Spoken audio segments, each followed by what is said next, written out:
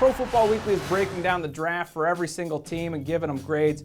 Right now we're looking at the St. Louis Rams.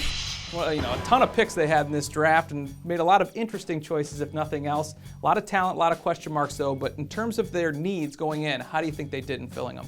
Well, I mean, they had needs everywhere, so they couldn't lose there. Actually, though, they didn't really help themselves at linebacker. I mean, right now, I would have to say probably their weak side backer they haven't even gotten yet. He's probably going to be some kind of a free agent pickup. But for the most part, I think they definitely strengthened two big areas that they needed help at, wide receiver and cornerback. And, overall, I mean, they got a lot of bodies, and you got to really remember what they did way back in early March when they made the big trade with Washington, and they've got number ones, this year and the next two, so that's a big plus in their favor. It seems like when you have that many needs, you can almost throw, dart at the dartboard and hit a need just by getting anybody at that when they actually picked. So what was your favorite pick of all the ones they made?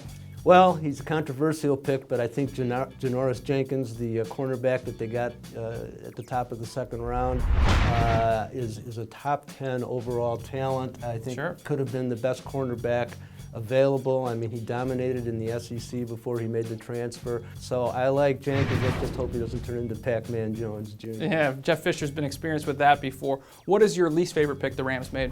I would have to say Quick. There were better receivers seemingly available, and but this was a guy that they had special workouts on, and they've been drooling over him. And so I just think we're going to have to watch and see with Quick. I think there might have been better guys they could have gone after. I heard that they had him actually above Michael Floyd on their board, so obviously very high the Rams were on Brian Quick. When you look at it, when you sum it all up and you look at it all, what grade are you giving the Rams for their draft?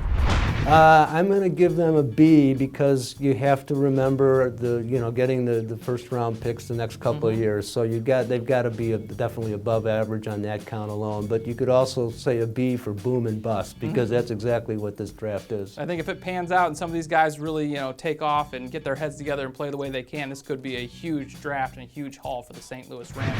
That's a look at the Rams draft. We give it a B for now until we see how it all turns out. You can check out grades on all 32 teams by going to ProFootballWeekly.com.